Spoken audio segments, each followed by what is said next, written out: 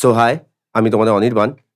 So আজকে যে কনসেপ্টটা দেবো তোমাদের সেটা হচ্ছে কেপো কনসেপ্ট। ভীষণ ইম্পর্টেন্ট একটা কনসেপ্ট।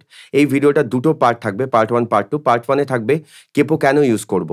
আর সেকেন্ড পার্টে থাকবে কেপো কিভাবে ইউজ করব? সো কেপো কেন ইউজ করব?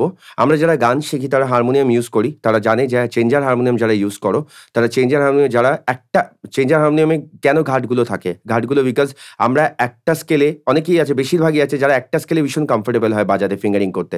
সিতে আমি ধরো গানটা একটা সিতে আমি ধরো খুব ভালো ফিঙ্গারিং করি। কিন্তু বি ফ্ল্যাটে যদি সেই গানটা বাজাতে হয় বা সি শার্পে যদি বাজাতে হয়, তখন আমার একটু প্রবলেম হবে। কিন্তু সেই প্রবলেমটা যাতে না হয়, তখনই আসে চেঞ্জারের ওই ঘাটের ব্যাপারটা। মানে আমি ঘাট বাড়ালে সেটা সি থেকে ওপরে উঠে যাবে।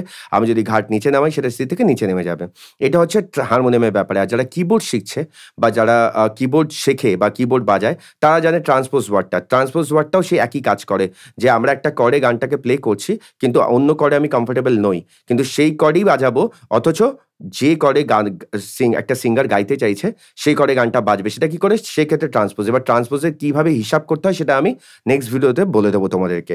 কিন্তু এই যে ট্রান্সপোজ আর এই যে হারমোনিয়ামের ঘাট, এই কনসেপ্টটাই আসে গিটারে, যে এই যে কেপো আমরা ইউজ করি। এই কেপো দিয়ে আমরা ওই কিবোর্ডের যেটা ভাষা আমরা ট্রান্সপোজ বলি, সেই ট্রান্সপোজ করা যেটা আমরা গিটারে ইউজ করে থাকি এই কেপো দিয়ে। তো আমরা কোনো একটা গান যদি জি, ই মাইনর, সি আর ডি, যদি এতে কোনো একটা গান থাকে, এই কর্ডগুলো বাজিয়ে একটা গান করতে হয়, তো এই গানটা জি, ই মাইনর, সি, ডি তোমরা সবাই প্লে করতে জানো। কিন্তু এই গানটা যদি কেউ জি শার্পে করতে চায়, তখন এখানে অনেকেরই প্রবলেম হয়ে যাবে, যারা বার কর্ড প্লে করতে পারে না। কেপো কনসেপ্ট হচ্ছে যারা বার কর্ড প্লে করতে পারে না। তো সেক্ষেত্রে জি, ই মাইনর, সি, ডি, এই কর্ডটাকে জি শার্প, জি শার্প, সিটা হয়ে যাবে সি শার্প, ই মাইনরটা হয়ে যাবে এফ মাইনর, অ্যান্ড ডিটা হয়ে যাবে ডি শার্প। তো এইবার এখানে কি করে আমরা কেপোটাকে ইউজ করব, এই কেপো ইউজের ব্যবহারটা আমরা তোমাকে সেকেন্ড ভিডিওতে তোমাদেরকে খুব ভালো করে বলে দেবো।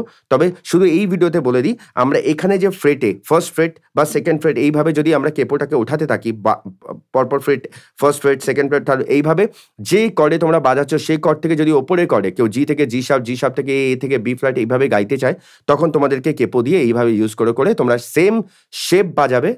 অথচ সেই যত ঘর তুমি জি থেকে এখানে আসলে, তখন সেটা যতটা ট্রান্সপোজ করা দরকার তোমরা সেই বুঝে তোমরা কেপোটাকে সেই ফ্রেটে রাখবে। তো এইভাবে কেপোটাকে ইউজ করতে হয়। সো দাদার ভিডিও কেমন লাগছে অবশ্যই জানিও। যদি ভালো লাগে অনেক অনেক ভালোবাসা দিও। অবশ্যই সাবস্ক্রাইব করে বেল আইকন প্রেস করে দিও। এইটুখানি শুধু তোমাদের থেকে চাওয়ার যে একটু পাশে থেকো। আমি চেষ্টা করব আমি যত ভালো ভালো ভিডিও তোমাদের জন্য বানানো যায়। আর আমার ভুল ভ্রান্তি হলে আমাকে একটু ক্ষমা করে দিও, আর আমাকে বলো, আমি অবশ্যই সেগুলো শুধরে নেব। Thank you so much.